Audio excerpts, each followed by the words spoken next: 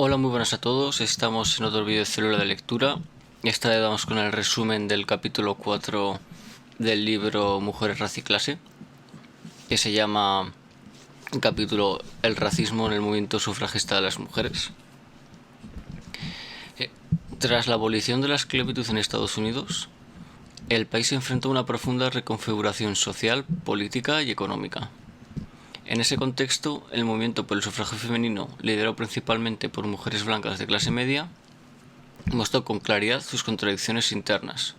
Angela Davis dedica este capítulo a examinar cómo el racismo se infiltró estructuralmente en el discurso y las estrategias del movimiento sufragista blanco.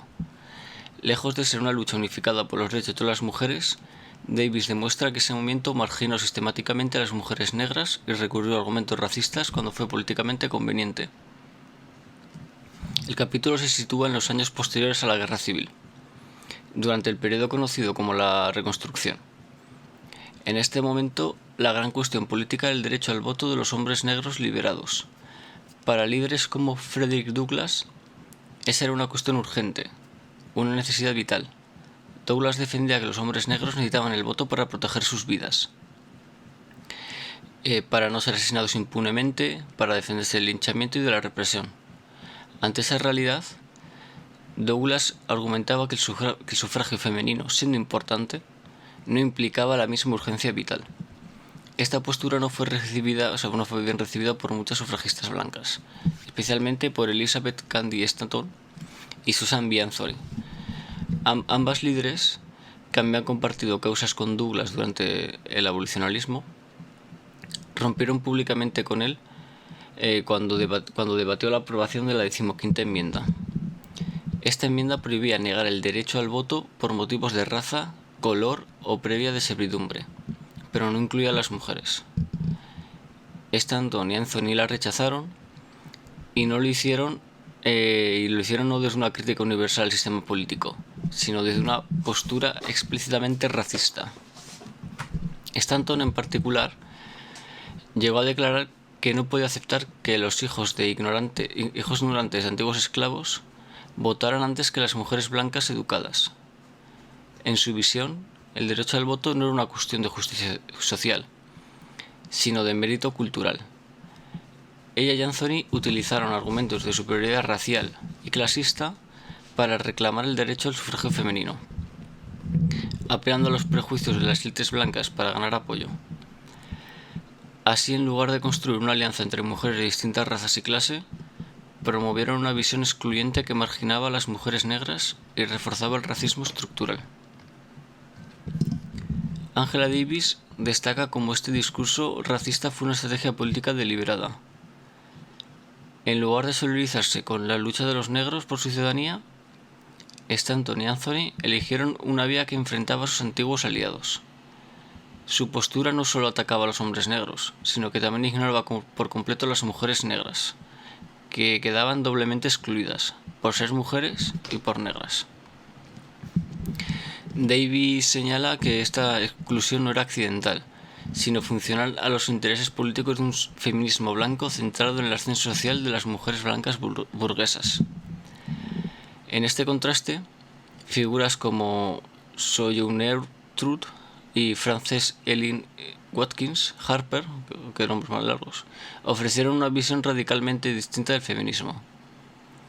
Sojourner Truth ya era conocida por su famoso discurso «¿Acaso no soy una mujer?». Rechazó la lógica de enfrentamiento entre sufragio negro y sufragio femenino. Para ella, ambos debían ir de la mano. Harper, por su parte, denunció abiertamente en sus intervenciones públicas que el movimiento sufragista blanco ignoraba la realidad de las mujeres negras.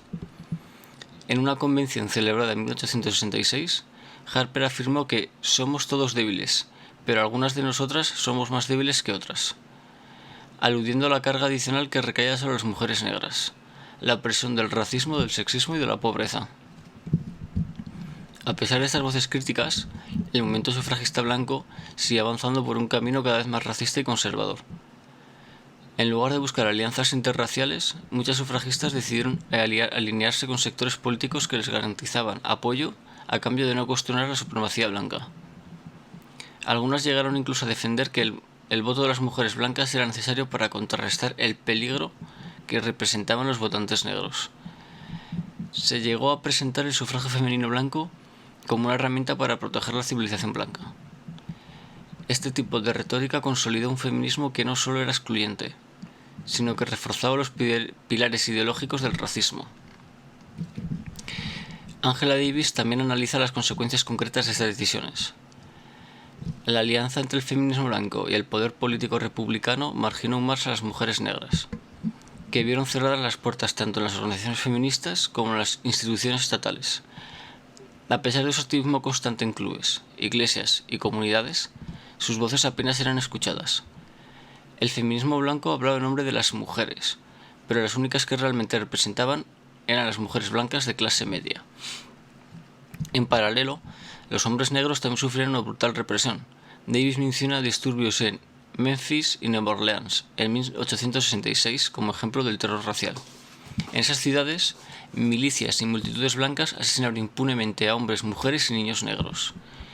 Ante estos hechos, Douglass insistía en que el sufragio para los hombres negros era una cuestión de supervivencia, mientras que el feminismo blanco hablaba de una posición de comodidad relativa. Esa diferencia de contexto fue ignorada por muchas sufragistas, que se negaron a reconocer la urgencia del sufragio negro. La posición de Douglass fue cada vez más solitaria. A pesar de haber defendido durante años los derechos de las mujeres, se convirtió en blanco de las críticas del movimiento feminista blanco, por priorizar el sufragio negro masculino. Anthony y Stanton lo acusaron de abandonar la causa de las mujeres, sin tener en cuenta el contexto de violencia racial extrema que Douglass denunciaba. Davis interpreta este conflicto como una muestra clara de cómo el feminismo blanco se volvió incapaz de sostener una política solidaria. Ante la posibilidad de perder poder simbólico, muchos de sus líderes eligieron la exclusión. El capítulo termina con una crítica estructural al feminismo liberal de la época. Angela Davis sostiene que este feminismo, al centrarse únicamente en el acceso formal al voto, descuidó por completo las condiciones materiales que impedían que la mayoría de mujeres, especialmente las negras, ejercieran sus derechos. No basta con conquistar el voto si no se transforman las estructuras racistas y clasistas que impiden a millones de mujeres vivir con dignidad. El sufragio blanco, al elegir una estrategia centrada en el privilegio racial, renunció a la posibilidad de construir una verdadera coalición emancipadora. Para Davis, la historia del feminismo no puede escribirse sin incorporar las voces de las mujeres negras. No se trata solo de añadir nombres olvidados, sino de replantear el marco entero desde el que entendemos la lucha feminista. Si el feminismo quiere ser una herramienta de transformación, no puede seguir siendo blanco, burgués y liberal. Debe partir de las experiencias de las más oprimidas, de quienes han sido históricamente excluidas. Solo así podrá convertirse en una fuerza verdaderamente revolucionaria. Bueno, gente, con esto acabamos el capítulo. Espero que os guste y dentro de no sé cuánto, imagino que una semana, un poquito más, un poquito menos, subiremos el capítulo 5.